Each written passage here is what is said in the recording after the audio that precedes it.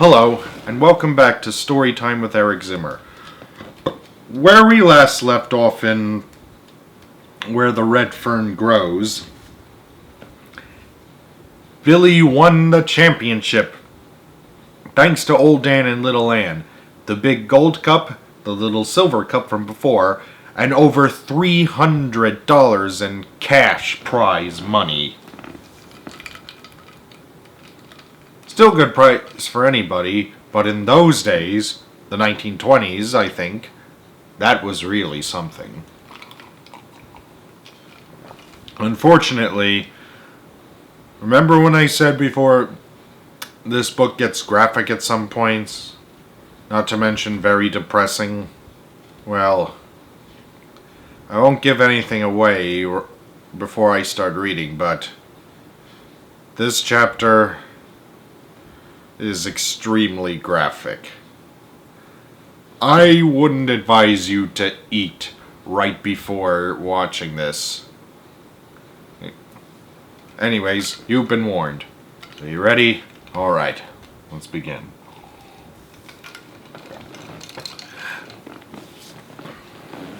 Chapter 19.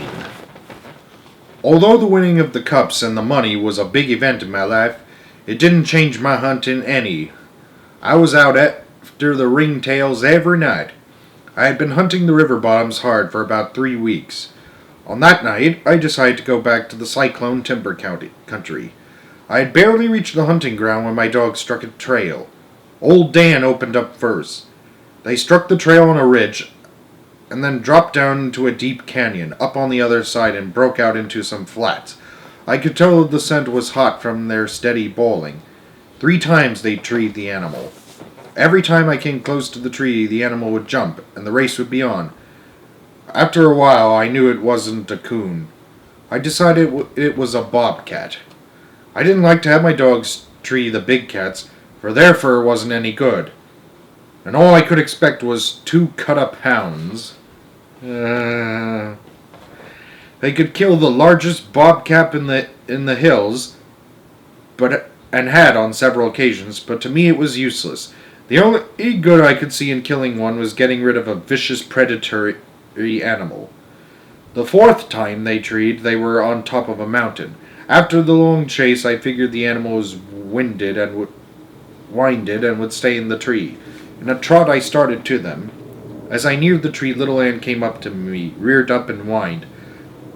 By her actions, I knew something was wrong. I stopped. In the moonlight, I could see Old Dan sitting on his haunches, staring up at the tree and bawling. The tree had lots of dead leaves in it. I knew it was a large white oak because it is one of the last trees in the mountains to lose its leaves. Interesting. Old Dan kept bawling. Then he did something he had never done before. For seconds his deep voice was still, and silence settled over the mountains. My eyes wandered from the tree to him. His lips were curled back, and he snarled as he stared into the large foliage of the tree. His teeth gleamed white in the moonlight. The hair on his neck and along his back stood on end. A low, deep, rumbling growl rolled from his throat. I was scared, and I called to him. I wanted to get away from there. Again I called, but it was no use. He wouldn't leave the tree, for in his veins flowed the breeded blood of a hunting hound. In his fighting heart there was no fear. I set the lantern down and tightened my grip on the handle of the axe. Slowly I started walking towards him. I thought, if I can get close enough to him, I can grab his collar. I kept my eye on the tree as I edged forward. Little Ann stayed by my side. She, too, was watching the tree. Then I saw them. 2 burning yellow eyes, staring from the shadowy foliage of the tree. I stopped, petrified with fear. The deep baying of Old Dan stopped, and again the silence closed in. I stared back at the unblinking eyes. I could make out the bulk of a large animal crouched on a huge branch close to the trunk of that big tree. Then it moved. I heard the scratch of the razor-sharp claws on the bark. It stood up and moved out of the shadows onto the limb. I saw it clearly as it passed between the moon and me. I knew what it was. It was the devil cat of the Ozarks. The mountain lion. The silence was shattered by one long, loud bawl from old Dan. I'd never heard my dog bawl like that.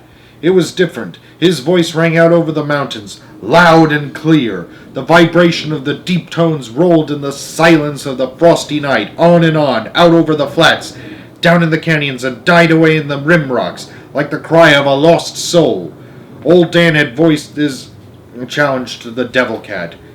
There was a low cough and a deep growl from the lion. I saw him crouch. I knew what was coming. My hands felt hot and sweaty on the smooth ash handle of the axe. With a blood-curdling scream, he sprang from the tree with claws outspread and long yellow fangs bared.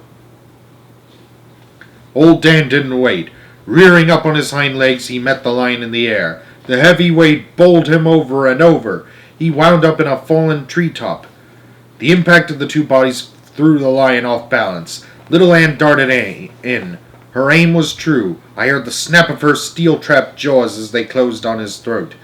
With a squall of pain and rage, the big cat rolled over on his side, dragging Little Ann with him. His right paw reached out and curled over her shoulder. Sinews tightened and razor-sharp claws dug inward. With a cry of pain, she loosened her hold. I saw the blood squirting from the deep wound in her shoulder. She ignored it and bored back into the fight. Old Dan, stunned for an instant from the impact of the lion's body, fought his way from the treetop. Bawling the cry of the damned, he charged back in. I went berserk and charged into the fight. There in the flinty hills of the Ozarks, I fought for the lives of my dogs. I fought with the only weapon I had, the sharp-cutting blade of a double-bitted axe. Screaming like a madman with tears running down my face, I hacked and chopped at the big snarling mountain cat. Once feeling the bite of the sharp blade, the devil cat turned on me. His yellow slitted eyes burned with hate. The long, lithe body dipped low to the ground. The shoulder muscles knotted and bulged.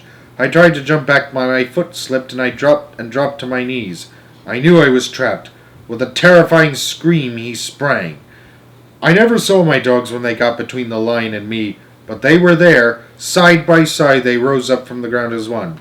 They sailed straight into the jaws of death, their small red bodies taking the ripping, slashing claws meant for me.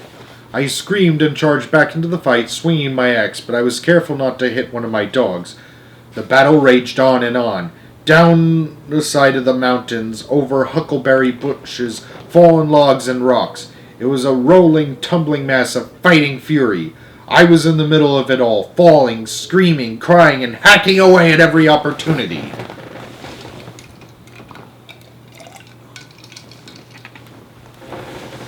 I had cut the big cat several times. Blood showed red on the bit of the axe, but as yet I had not gotten in the fatal lick.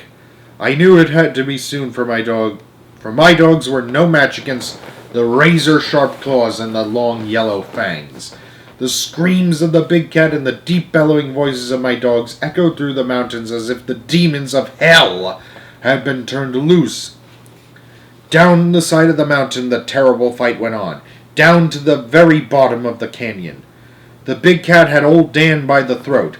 I knew he was seeking to cut the all-important vein, the jugular. At the pitiful bawl of old Dan, Little Ann, throwing caution to the wind, ran in and sank her teeth in the lion's tough neck. With her jaws clinging to the mountain soil, with her claws digging into the mountain soil, she braced herself and started pulling. The muscles in her small legs knotted and quivered. She was trying hard to pull the devil cat's fangs from the throat of old Dan. In the rays of a bright Ozark moon, I could see clearly.